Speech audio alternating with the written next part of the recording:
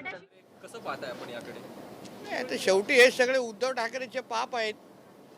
2019ला राजकीय धर्मांतर केलं नसतं तर आता अशी लायकी राहिली नसती ना.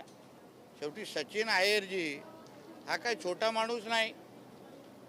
मी वारंवार बोलतोय, महाराष्ट्राचा जो अभिषेक बॅनर्जी आहे त्याच्यामुळे उबाटा पूर्ण पद्धतीने खाली होणार आहे.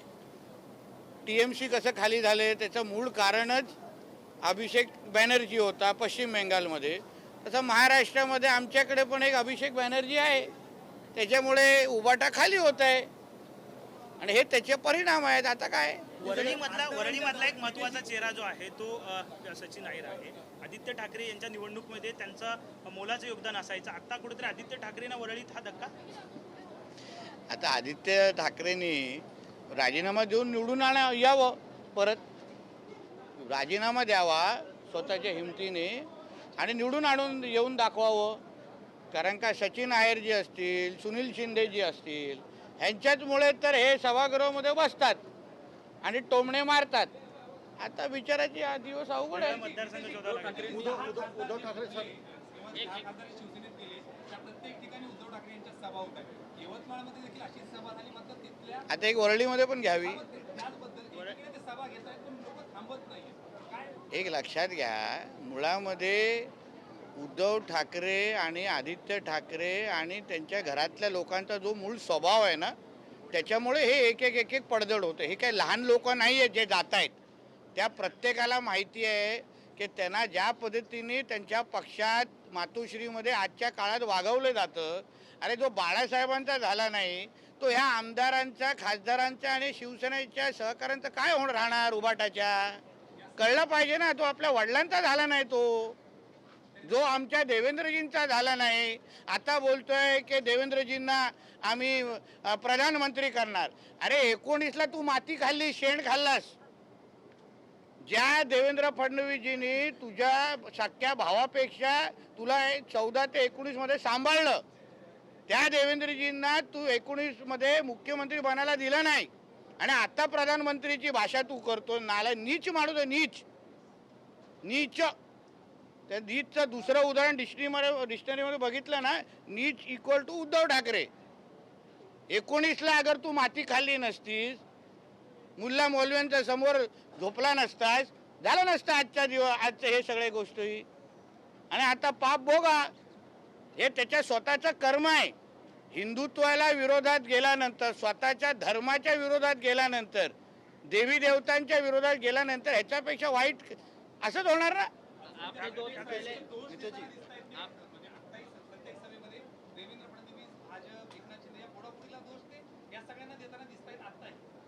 आता एक लक्षात घ्या, पहिले गणेश नाईक साहेब, मग राणे साहेब, मग राज साहेब, मग एकनाथ शिंदे, भुजबळ साहेब बाळासाहेबांच्या काळात गेले. आम्ही बरोबर मोजतो, आम्ही जुने शिवसैनिक आहे.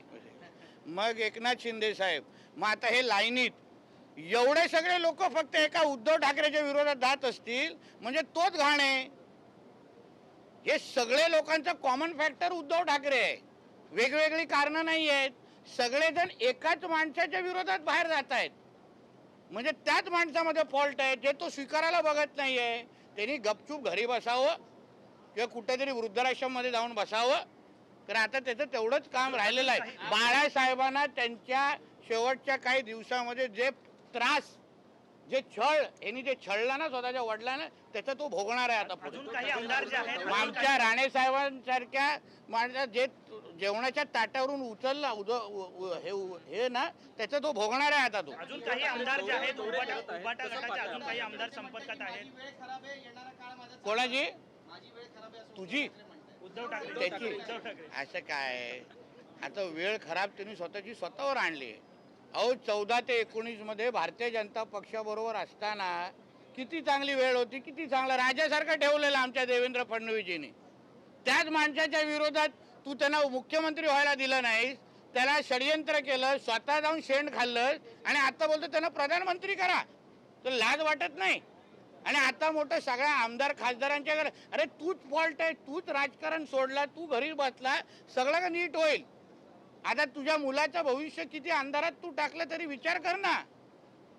अजून काही आता सचिन आयरेंजींसारखा एक ज्येष्ठ माणूस जातो, लहान माणूस नाही. कामगार क्षेत्रामध्ये, वरळीमध्ये ह्याला 4 शाखा प्रमुखांची तरी नाव माहिती आहे काय आमच्या पेंगुइनला?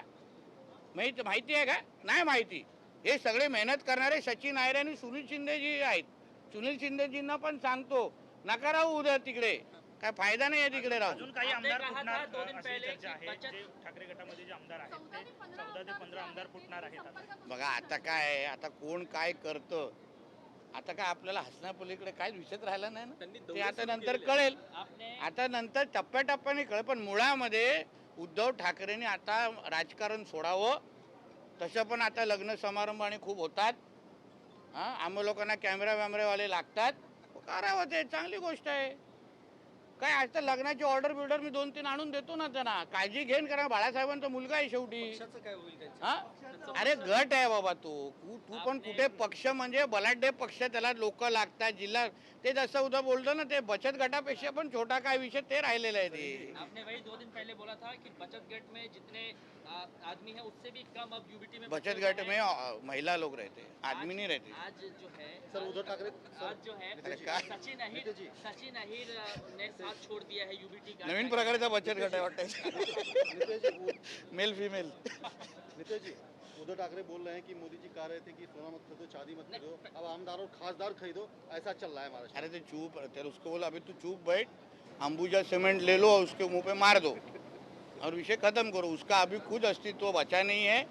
अभी सचिन आहिर जी जैसे लोगों को अगर वर्ली में रह के उनके साथ अगर भविष्य दिख नहीं रहा है, तो फिर अभी आदित्य ठाकरे ने राजीनामा ले दे के वापिस चुन के आके दिखाना चाहिए. इतना हिम्मत है ना दूसरे के इधर जाके मैं क्या हूँ. अभी किधर से आवाज आ रहा है पूछो उसको. उद्धव जी कह रहे हैं कि वक्त खराब चल रहा है, जब वक्त मेरा आएगा तो मैं जो हिंदुत्व के साथ गद्दारी करेगा उसका वक्त खराब ही होगा.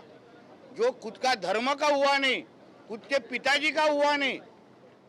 हमारे सनातन हिंदू धर्म में माँ पिताजी को भगवान जैसे हम लोग पूछते हैं. जो अपने खुद के पिताजी का हुआ नहीं ना, उससे इससे भी खराब हशर होने वाला है. ये हश्र हम लोग कुछ नहीं, उसका खुद का ही कर्म है वो. हम लोग को कोई किसी को करने को नहीं लग रहा है.